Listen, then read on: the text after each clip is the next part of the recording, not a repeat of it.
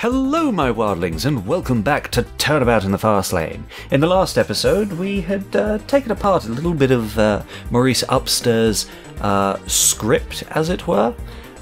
He likes to claim that he saw Flash Slothmore clear as day, and yet it was pitch black at night, according to his own thing that he said to us, and there's other reasons why he couldn't have possibly seen Flash. Which we're going to get to, or at least Miss Sykes is going to get to. It's simple, Your Honour. The windows were tinted black. Fraulein does make a good point. The street was probably darker than the parking lot, yeah? And even then, neither a witness nor the security footage could identify the driver. All you could make out was a faint outline through those windows. And in the conditions he was in, I doubt the witness saw even that. This is not in the script. I demand a reshoot. As a professional, I'm sure you can appreciate a bit of ad-libbing. The simple fact of the matter is that you couldn't have possibly seen the culprit's face. But the act has gone on long enough. You can't fool us. And if neither Miss Tripletoe nor the witness saw the face of the driver, you cannot be certain my client was there. Oh no, not a hold it. Can you be so certain of that? Huh? Nobody has seen his face, I'll admit to it. But there is so much evidence to support the fact that he did it. Does it truly matter? But he wasn't even conscious at the time. We are going in circles, Fraulein. Our upstar is not wrong. There is evidence. His vehicle, his motive, the sloth outline, his inebriated state, and his overall weak alibi with the lack of any other suspect. But Phoenix... Your alternative version of events seemed plausible when first presented, but since then we have established a motive, and know that the sloth was seemingly the driver. It's now extremely unlikely that you are quickly becoming... It is blah blah blah blah blah. It is now extremely unlikely, and you are quickly becoming a broken record. I must agree with Prosecutor Gavin. I don't like broken records. All of mine got broke in a great fire. Apparently the fire department didn't like me enough to, hose down my house. Something about hitting one of their nephews, but that wasn't me. It couldn't possibly have been. Could it? Do not question anything, Judge. It would be for your best interest. Of course, no questions. Don't eat me, please. The more I think about it, the more I realize that while the prosecution has hard evidence for support, the defense has yet to give any such evidence to support its own theory beyond one statement. Neither do I see reason to prolong this trial further. Ah, shite. I don't have any way of proving our theory. There's just too much evidence against him. I can't fight it any longer. I can't hold it in. I'm sorry, fart jokes of toilet humour is terribly childish, but then so am I.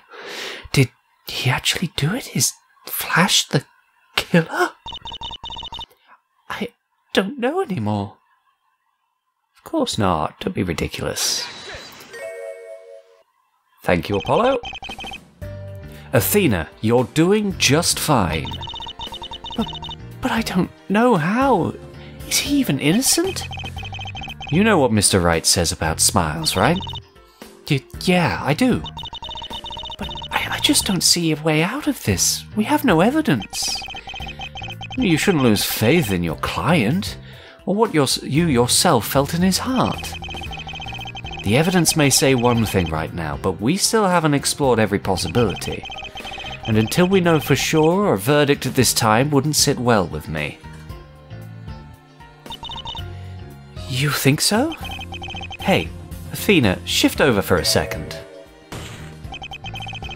Hang on, the defense wishes to present a new possibility to the court. Forehead, you're taking over this case. Not at all. Sorry, sometimes I just can't help but imitate your accent. It's oddly alluring. Forehead, be careful. There's already enough slash fiction about us. Don't start any more. Just Mr. Right in the background, just like twitching at all the slash fics about him and Edgeworth. Like, I can't believe they know. How could they possibly know? It's not fair. We were supposed to be secret. Not at all. I just wish to say my piece. It's true that the evidence is stacked against our client. I cannot deny that. But we have reason to believe that Mr. Slothmore still loved the victim until the very end. I, for one, cannot believe that someone with such feelings would kill the object of their affections. We still assert that our client was unconscious during the murder. I believe that's a fact. But in a moment, Athena will present a new possibility to the court. A possibility of what was really seen that night. What was really seen? You can have your bench back now. Thanks. So, what am I presenting exactly? Think about what the witness saw and what was on that camera. There was something about it that may not be what the prosecution thinks it is. What are you... Oh! I think I know what Apollo is talking about. I would now like to present this possibility. Very well, but I will not accept any baseless bluffing, Miss Sykes. You save. Time travel. It's great.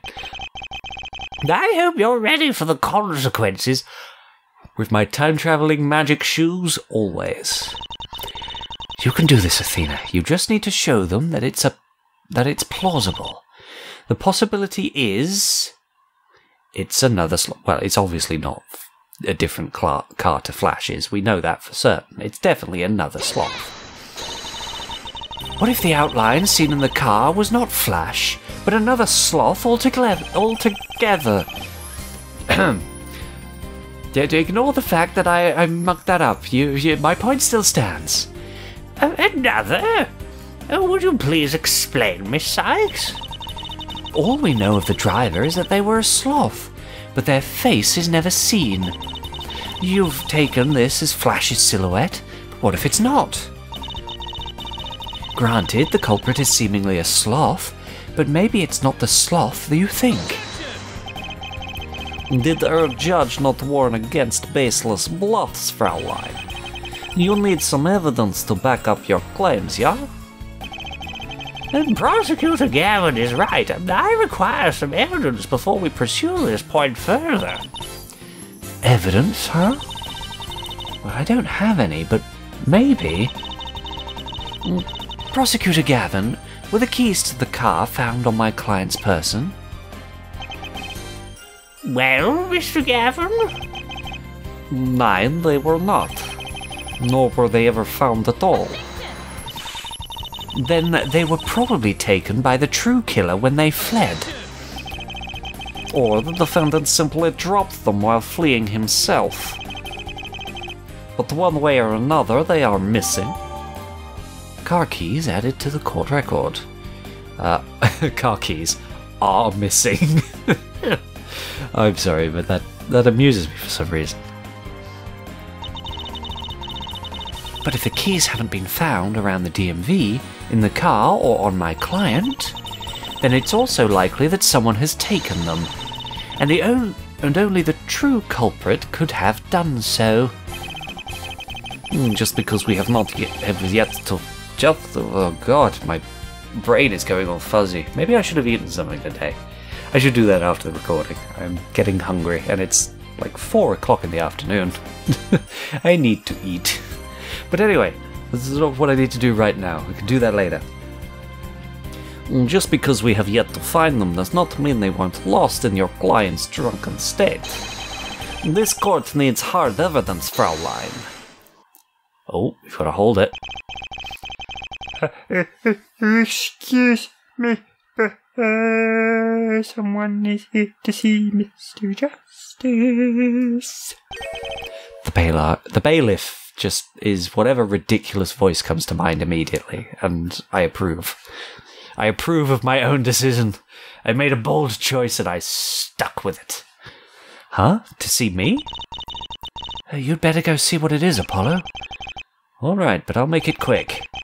Keep the discussion going while I'm gone. All right, good luck, Apollo.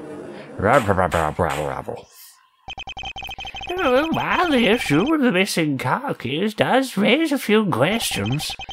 I'm not sure it's sufficient to claim that the outline seen was not the defendant's. But plenty of sloths work in the DMV alone. Any one of them could have been the driver. Beyond the defendant, we have not found sufficient motive for murder with any of the other employees. Many of them also will have unbreakable alibis. And unbreakable allies, too. They are big and strong, and we do not want to question them further because they scare us. So, unless you can point to another suspect or show us that the keys were taken, this is a moot point. And a moot point I will likely continue in the next episode. And I'll see you all then. Goodbye, good night, and good luck.